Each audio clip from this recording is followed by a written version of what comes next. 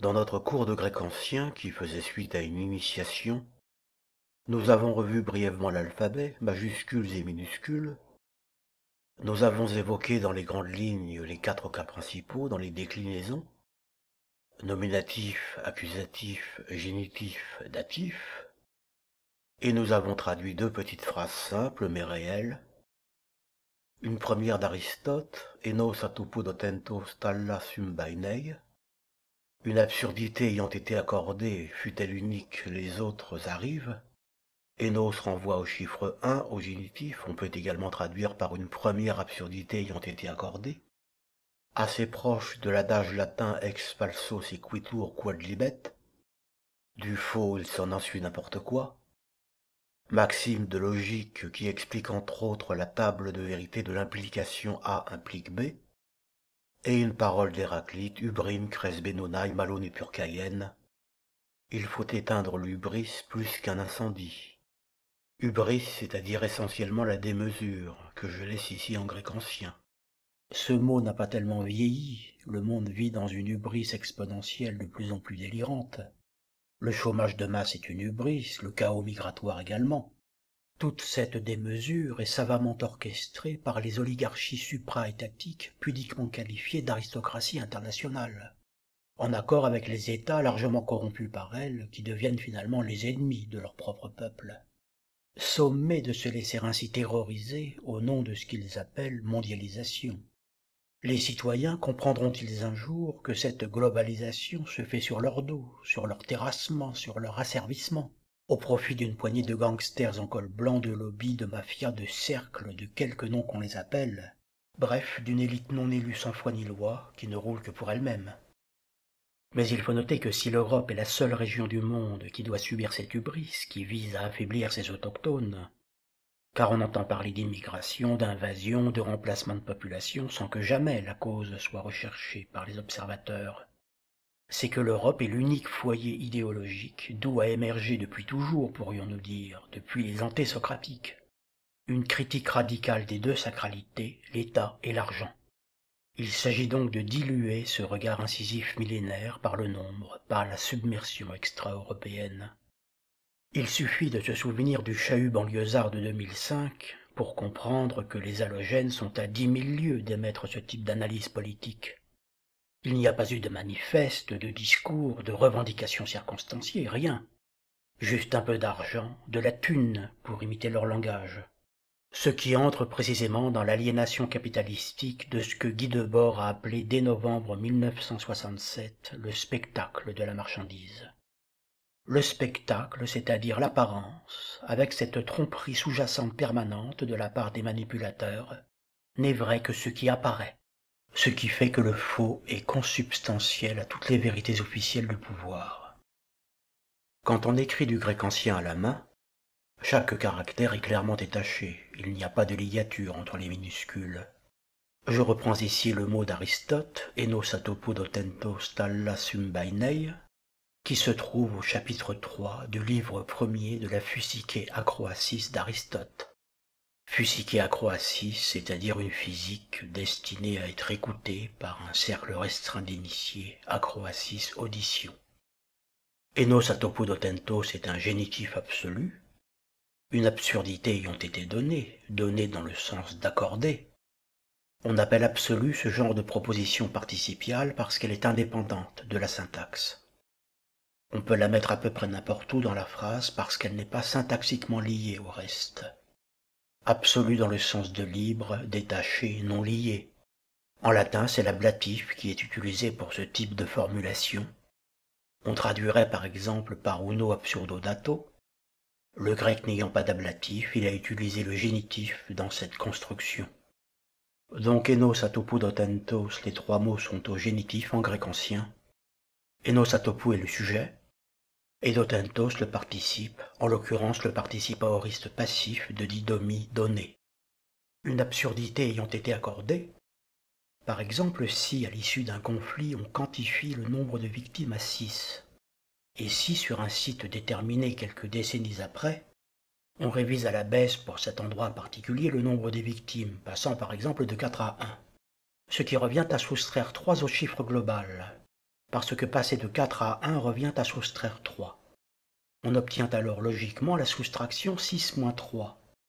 Si maintenant, dans cette situation particulière, l'histoire officielle ne souhaite pas modifier son résultat initial, et le maintient à 6 malgré les contradictions arithmétiques que cela soulève, on obtient cette équation stupide 6 moins 3 égale 6.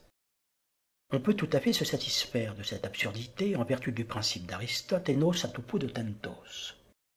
Mais alors d'autres vont suivre nécessairement, par exemple la localisation du drame. S'il n'a pas eu lieu au premier emplacement pressenti, il a donc eu lieu ailleurs. La question où se pose donc légitimement, en vertu d'un principe qu'on peut quasiment qualifier d'hollywoodien, Oudemia dolophonia, aneutoputes dolophonias. Oudemia, dolophonia, aneu, certains grammairiens prononcent aneu, ils prononcent eux comme en français la diphtongue composée des deux voyelles epsilon et upsilon. D'autres linguistes proposent eu, donc aneu ou aneu. La prononciation restituée a été établie à titre indicatif, elle contient un petit peu d'arbitraire. Topu, tes, dolophonias. Dans dolophonias, on reconnaît un des génitifs grecs en as, qui est également un génitif archaïque latin qu'on retrouve par exemple dans pater familias, le père de famille. Le génitif latin s'est ensuite stabilisé en ae, pater familiae, mais pour certaines formules traditionnelles comme pater familias ou mater familias, la mère de famille, il a conservé son génitif archaïque en as, on peut dire aussi son génitif grec. Oudemia dolophonia aneutoputes dolophonias, c'est-à-dire nullum crimen sine criminis loco, pas de crime sans lieu du crime. Principe fondamental pour pouvoir opérer une reconstitution fidèle. Nous disions que ce postulat pouvait être considéré comme hollywoodien, parce qu'une question de ce genre se pose dans un film muet datant de 1914, au tout début du cinéma, donc intitulé Home Sweet Home, c'est-à-dire oikia, ideia oikia, en latin domus, dulcis domus, maison, douce maison. C'est à la fois le titre du film et le titre d'une chanson, qui a valu à son compositeur d'être admis au paradis. C'est ce qui est montré apparemment dans l'épilogue de cette fiction, pour les bienfaits qu'elle a engendrés chez certains citoyens. La question du lieu d'un crime se pose de façon sous-jacente dans cette histoire, avec en filigrane ce principe qu'on peut qualifier d'hollywoodien, Oudemia dolophonia, aneutoputes dolophonias.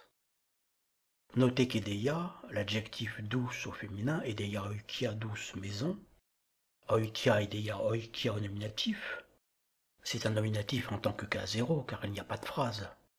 De même en latin domus dulcis domus au nominatif, de même Oudemia dolophonia, aucun crime au nominatif en tant que cas zéro.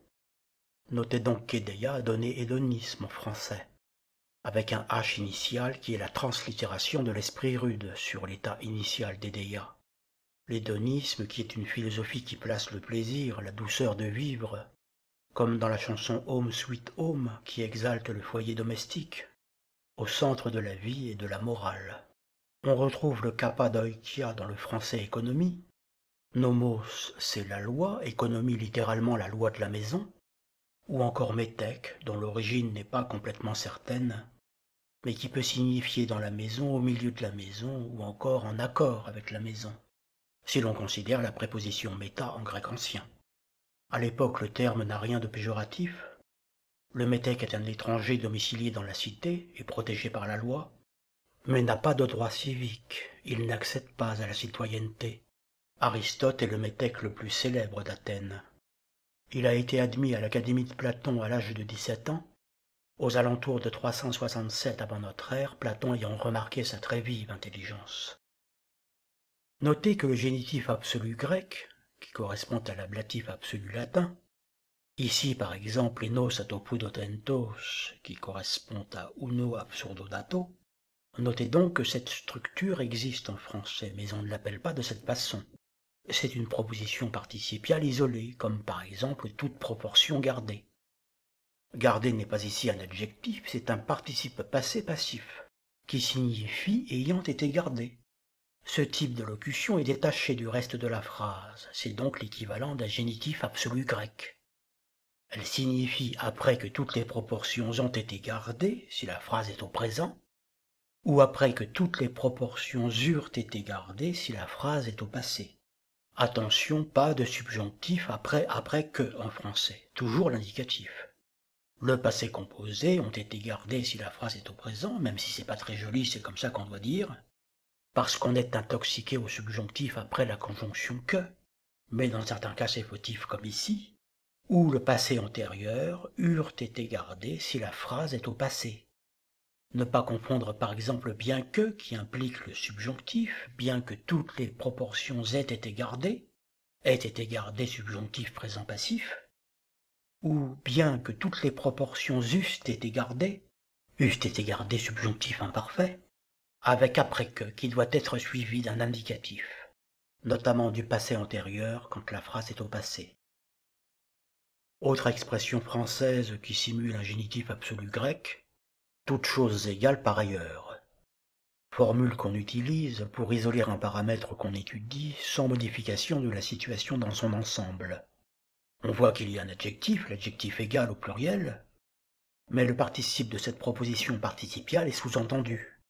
La formule complète pourrait être par exemple toutes les choses étant considérées comme égales par ailleurs, étant considérées ou ayant été considérées. Le présent et le passé sont connexes dans ce genre de formule, puisque si elles le sont, c'est qu'elles l'ont été auparavant. Cette formule vient directement du latin ceteris paribus. Le latin sous-entend également ici le participe.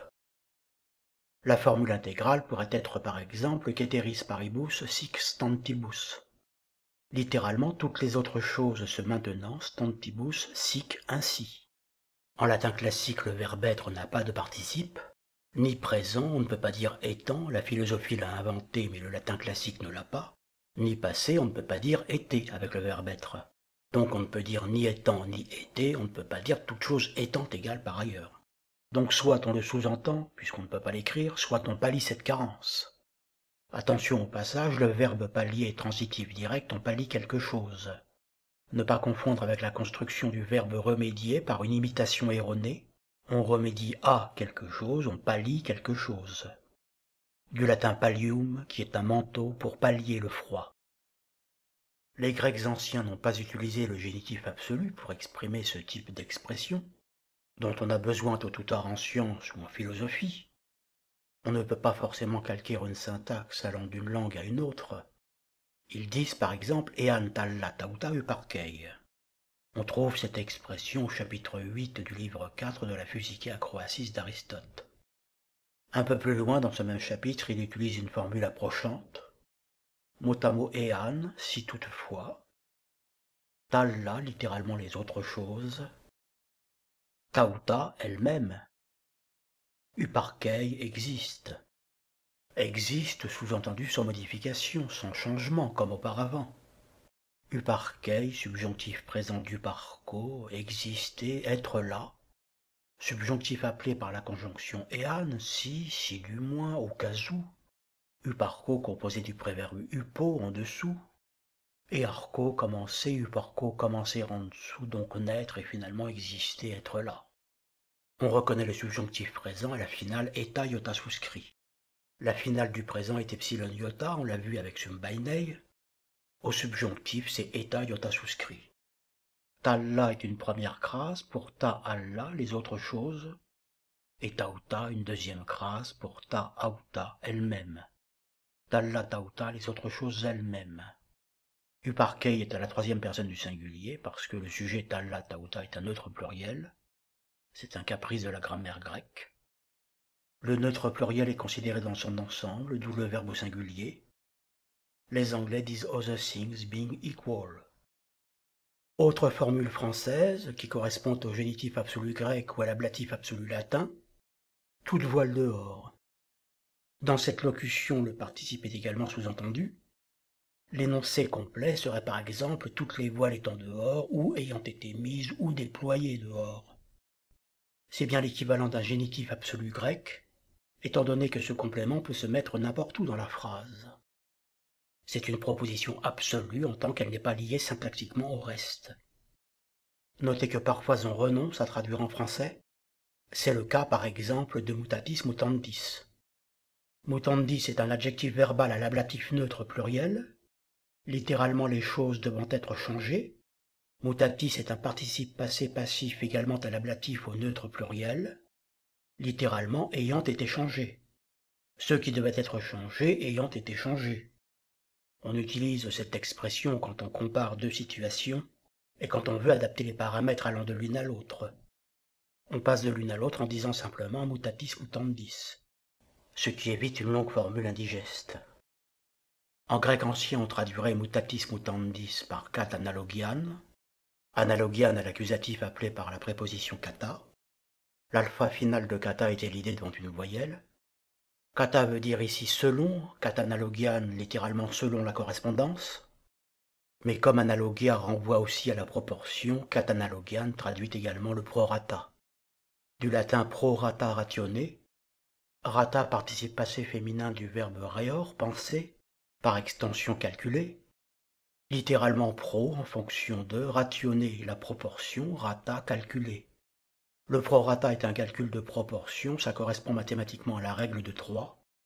Pour plus de précision sur la règle de 3, je vous renvoie à une autre vidéo de ma chaîne intitulée « Comment calcule-t-on un taux d'endettement ?» Vous voyez que quand on fait du grec ancien, on fait également du latin. C'est toujours étroitement lié. Il est très rare qu'un livre didactique de grec ancien ne fasse pas tôt ou tard référence à la langue latine pour opérer des comparaisons. Ça fixe d'ailleurs les idées et fortifie la mémoire. Toute voile dehors se dirait en latin velis passis. C'est un ablatif absolu, velis les voiles, passis ayant été déployés. Passis participe passé à l'ablatif pluriel du verbe pando, déployer, étendre, développer. Ce verbe a d'ailleurs deux formes de supin, on peut dire soit pansum, soit passum. Comme c'est à partir du supin qu'on construit le participe passé, on pourrait tout aussi bien dire velis pansis. Mais la préférence littéraire s'est arrêtée à velis passis, selon un caprice inexplicable. Attention à ne pas confondre avec le parfait de patior, supporter, endurer. Ne pas confondre passus, participe passé passif de pando, déployé ou ayant été déployé, et passus, participe parfait du verbe déponent patior, ayant enduré. En grec ancien, on n'utilise pas de génitif absolu pour traduire toute voile dehors. On se contente d'un datif pluriel, on dit par exemple plerisitoi istiois, littéralement à pleine voile, de l'adjectif pleres, plein. On dit par exemple to pleres, le plein par rapport au vide. Faites attention, les dictionnaires ne donnent que les terminaisons au nominatif singulier, mais il y a souvent une modification d'accentuation dans la déclinaison. Ici, accent circonflexe sur l'état au neutre to pleres. L'accentuation est assez difficile en grec ancien, étant donné que l'accent premier des mots est arbitraire. À partir de cet accent premier qu'on trouve dans les dictionnaires, il peut y avoir des modifications en fonction des déclinaisons, des conjugaisons et du contexte. On appelle occiton un mot accentué à l'aigu sur sa finale. Si c'est un accent grave, c'est un baryton. Une des premières règles de l'accentuation du grec ancien est qu'un occiton devient baryton devant un mot accentué. Par exemple, enos, dans enos atopoudotentos, est présenté en baryton avec un accent grave donc sur sa finale, mais dans un lexique, une note explicative ou encore en fin de phrase, il sera écrit en occiton avec un accent aigu. D'une manière générale, l'accent aigu ne peut pas remonter au-delà de l'antépénultième syllabe, c'est ce qu'on appelle la loi de l'imitation. L'accent circonflexe ne va pas au-delà de la pénultième, pénultième du latin paene ultima, presque la dernière. La pénultième, on dit aussi plus simplement l'avant-dernière. Et l'accent grave ne peut se positionner que sur la voyelle finale d'un mot. Ce qui, à Port-Royal, dans ce qu'on a appelé les petites écoles de Port-Royal, qui ont eu notamment pour illustres élèves Blaise Pascal et Jean Racine, pour ne citer que les plus connus, il y en a évidemment bien d'autres, c'est dans le bassin parisien, dans la vallée de Chevreuse, au sud-ouest de Paris.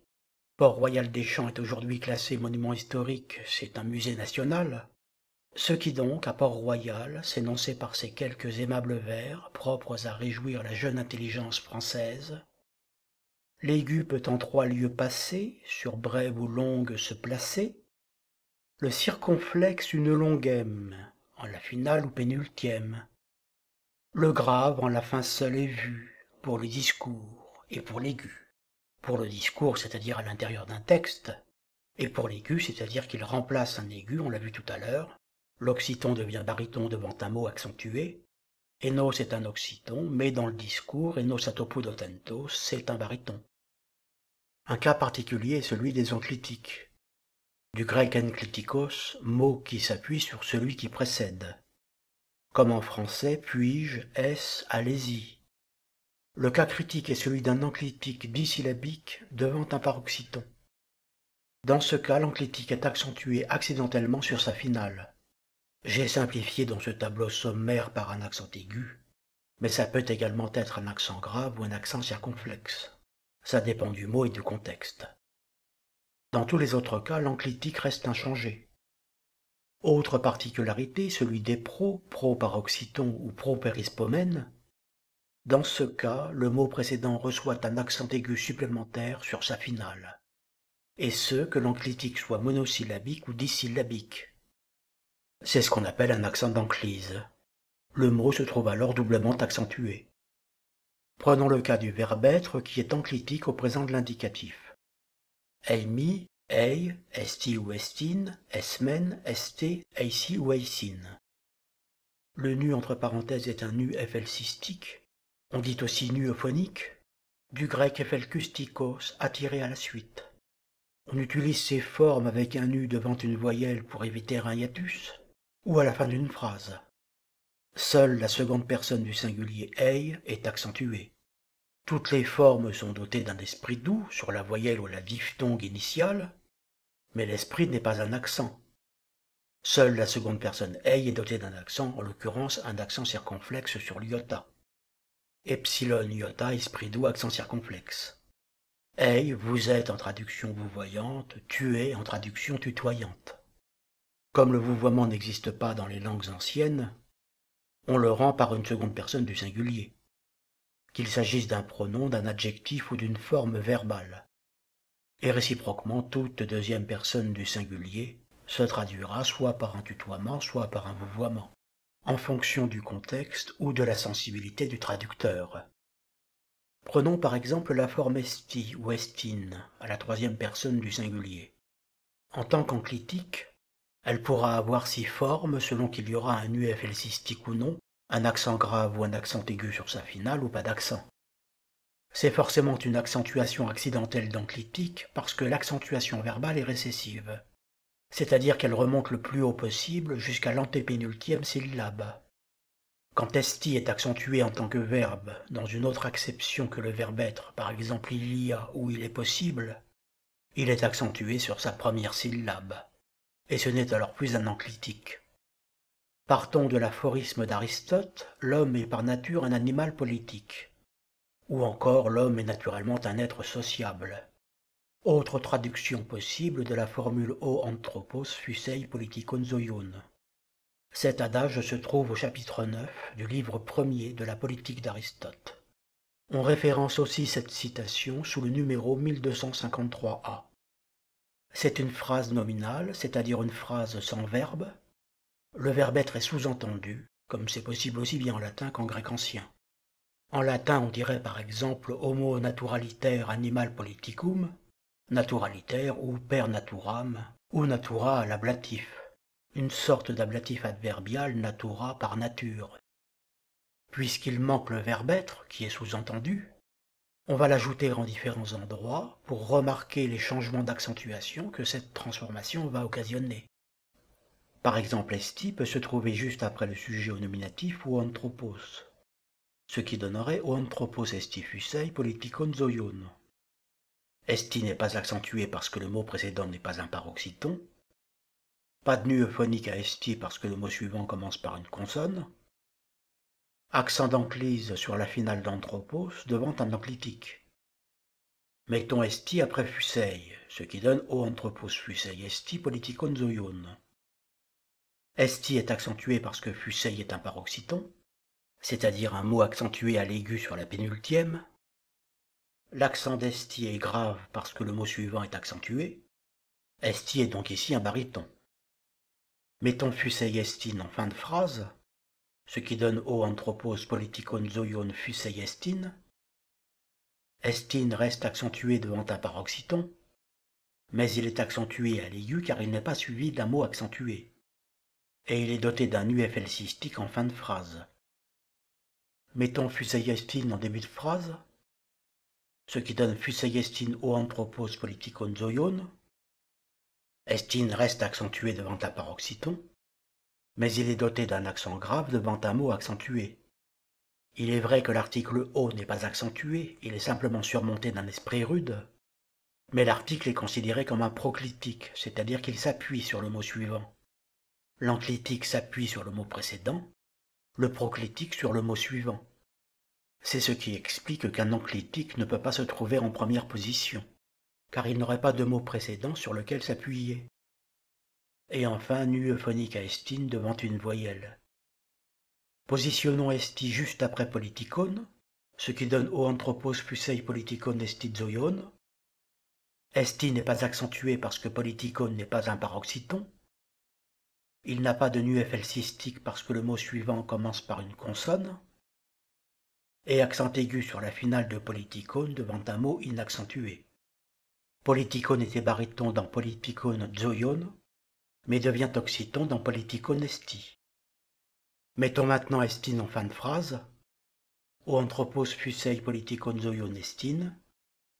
Le mot précédent n'étant pas par oxyton, estin n'est pas accentué.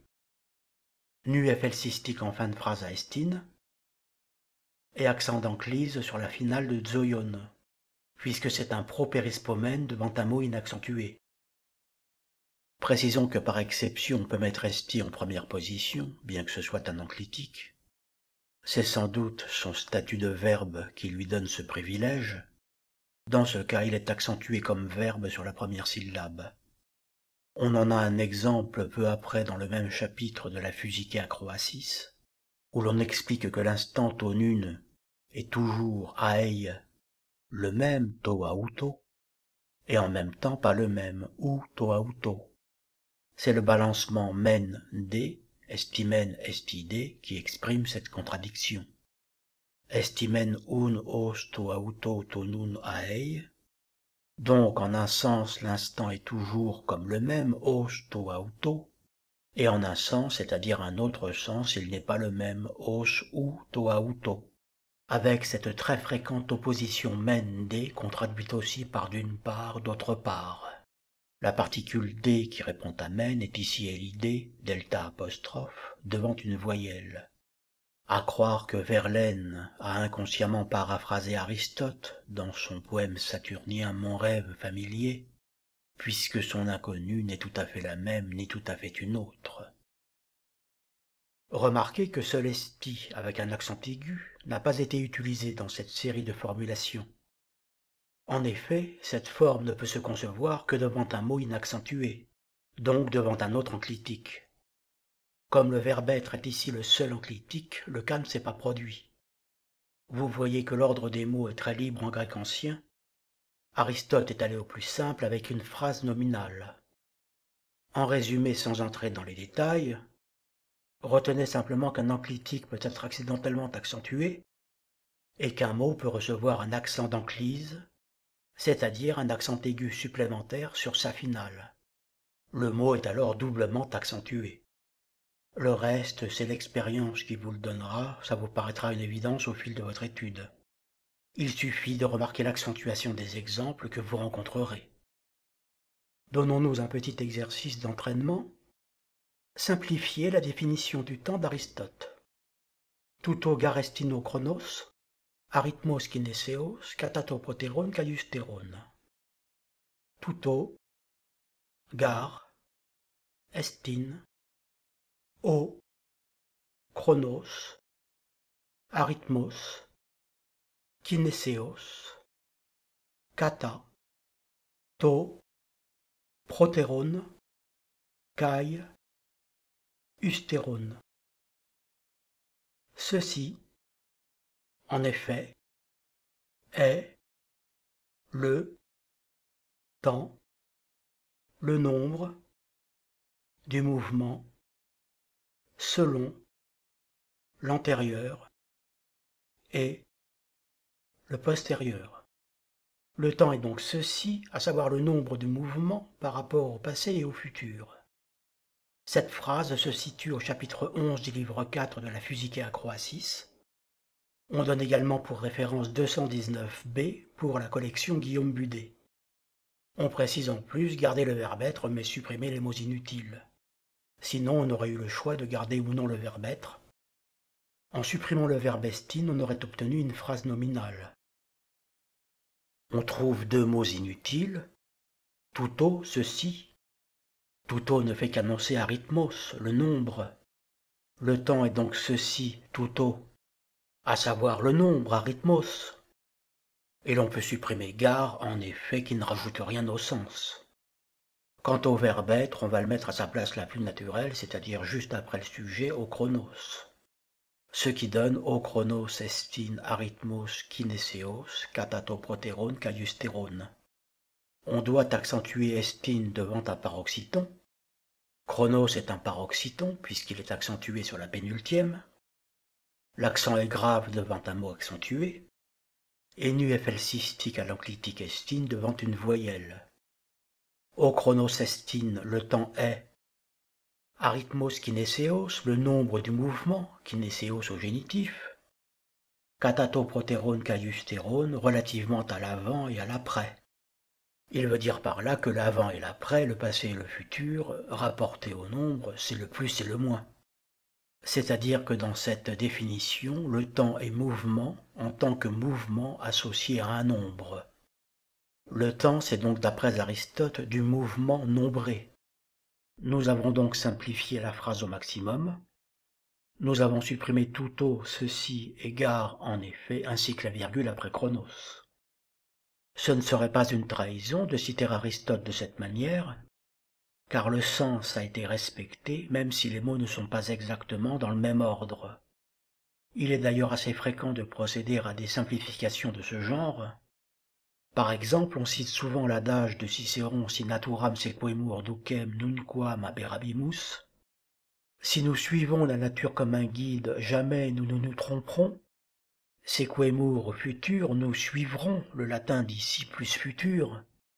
Mais si vous consultez l'original du De Officiis 1.28, vous verrez qu'il a été légèrement adapté pour obtenir un énoncé linéaire. Dans une rédaction en grec ancien, vous pourriez très bien dire Aristote disait que, O Aristoteles elegenoti, élégué disait à l'imparfait, ou élégène avec un UFL cystique devant une voyelle. Le grec ne dit pas Socrate, mais le Socrate, non pas Aristote, mais l'Aristote. D'où l'article masculin O Aristoteles. La conjonction oti est très pratique parce que les mots cités restent inchangés. En langage moderne, il suffit de faire un copier-coller. O Aristoteles, elegenoti o chronos estin arithmos kinéséos katatoprotérone kaiustérone. Si l'on enlève la conjonction oti, la citation doit être transformée en proposition infinitive. Le nominatif o chronos devient l'accusatif ton chronon. La forme conjuguée estine devient l'infinitif einai. L'infinitif einai n'est pas un enclitique, accent circonflexe sur l'iota en plus de l'esprit doux. Et l'attribut du sujet arithmos au nominatif se transforme en accusatif arithmone. O chronos estin arithmos devient dans la proposition infinitive ton chronon einai arithmon.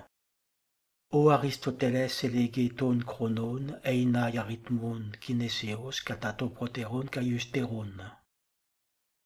Notons que quand Aristote reproduit sa formule à titre de conclusion et de résumé à la fin du chapitre 11, il l'écrit avec le verbe être qu'il met après arithmos. O chronos arithmos esti kinéséos katatoprotérone kaiustérone.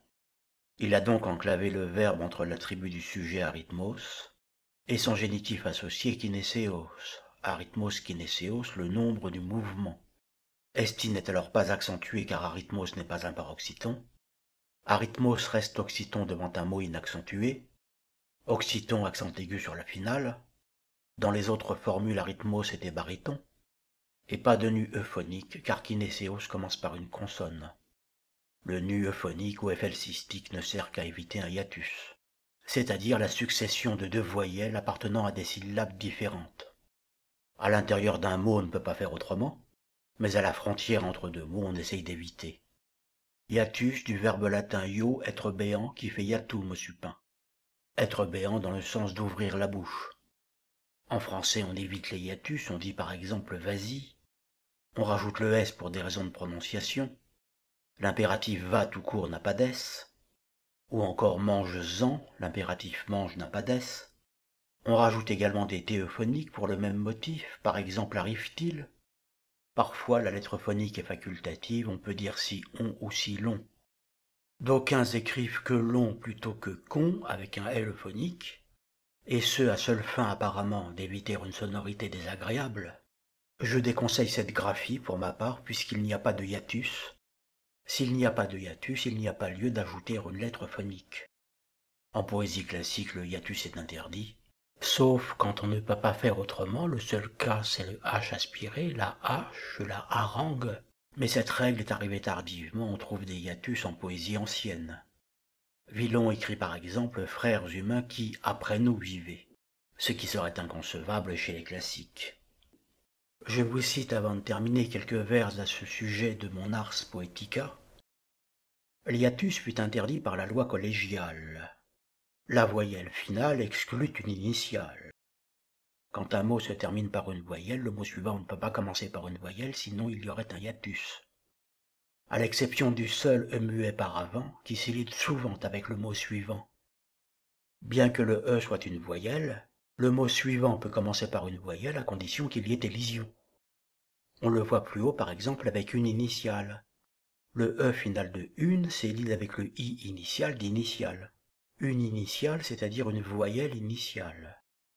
Que dire alors de Rimbaud, qui dans son titre espiègle, avec son bateau ivre, éradique la règle? Vous voyez qu'il y a un hiatus dans bateau ivre. La diphtongue de bateau crée un hiatus avec l'i initial de l'adjectif ivre. Bien entendu, ce n'est que le titre du poème de Rimbaud. Il n'aurait pas pu écrire cette expression dans le poème lui-même. Ou du pendu maudit aux yeux par Picavé. Le poète maudit, c'est François Villon, qui a été condamné à la pendaison. Sa peine a été commuée en bannissement, mais il a tout de même écrit la Ballade des pendus. On dit aussi l'épitaphe Villon, où il utilise cette expression « Pie, corbeau, nous ont les yeux cavés », s'adressant aux humains qui après nous vivaient. On reprend là le début de ce poème qui contient un hiatus. Provoque ou maladresse, erreur, bévue, que sens? On écrit parfois provoque avec un C final. C'est ce qu'on appelle une apocope, du grec apokopé, retranchement, suppression, ou du verbe apokopto, retrancher. Provoque pour provocation. Le mot a été écourté, on dit parfois fausse manip, pour fausse manipulation. L'apocope est une coupure en fin de mot. Si c'est en début de mot, c'est une aphérèse. Du grec aphairesis, ablation. Auto pour automobile est une apocope. Bus pour autobus est une aphérèse. Vous voyez que je ne respecte pas la règle classique qui veut qu'après un E muet, on s'astreigne à une voyelle initiale. Après le mot bévu, en l'occurrence, qui se termine par un E muet, la règle orthodoxe veut que le mot suivant commence par une voyelle, ce à quoi je me refuse. Je justifie ce choix dans mon cours de grec ancien, cette règle me paraît aberrante. Il serait fastidieux d'ébaucher la réponse. Mais un postulat naît dicté par le censeur, le muet est toujours correct, prédécesseur. Si j'ai proposé un exercice, pas tout à fait scolaire, car on ne pose pas ce genre de questions, d'ailleurs assez difficiles sans aide dans les premiers temps. C'est peut-être afin d'aborder, pour clore cette glose, le problème de la pédagogie. Car la caractéristique des vidéos didactiques sur la toile électronique géante est de ne pas mettre les auditeurs en concurrence les uns avec les autres. Contrairement aux écoles qui ne sont que de vastes territoires de compétition, des champs de bataille qui ne disent pas leur nom, et ce, sans demander préalablement aux élèves si ça leur plaît d'être mis en lutte perpétuelle entre eux, comme si cette joute permanente qu'on leur impose allait de soi. On cherche, semble-t-il, par ce moyen, à affirmer le clivage des niveaux, à rendre plus forts les forts et plus faibles les faibles, sans aucune main tendue à ceux qui décrochent. À l'instar des plus riches qui s'enrichissent et des plus pauvres qui s'appauvrissent, dans une société de non-sens désespérément chronique, puisque richesse et pauvreté ne sont pas inscrites dans la nature. Ce sont là des notions aliénatoires surajoutées, dont la critique est particulièrement sévère en Europe, où la question de la pertinence de l'argent se pose avec une singulière acuité. On comprend mieux dès lors l'hubris de l'éducation, une de plus dans notre société bien malade, Ubrin cres benunai malone purcayen, le surnombre des élèves pour pourrir l'étude, les solutions incomplètes dans les livres pour créer des séparations et faire en sorte que les plus fragiles se découragent, et bien d'autres anomalies ou bâtons dans les roues, un système d'échecs massif, qui se traduit par un affaissement de l'intelligence et dont on peut soupçonner qu'il est sciemment prémédité. Et pour cause, il n'y a pas de place pour tout le monde. Si donc on veut laisser passer prioritairement les nantis, qui prônent le très fameux vivre ensemble tout en se tenant astucieusement à l'écart, il faut bien trouver un moyen pour démultiplier drastiquement les retardataires et les ralentir au plus vite, non sans leur laisser généreusement et cyniquement toute la mauvaise conscience de leur chute libre, en leur faisant croire que c'est de leur faute s'ils ont échoué, quand c'est une systémique bien huilée, dont le principe moteur est d'inverser le vrai et le faux, qui a elle-même minutieusement programmé et peaufiné ce fléau, nécessaire à sa domination. Le graphiste qui a conçu et agencé cette pancarte ne savait pas à quel point il avait raison. Attention, école,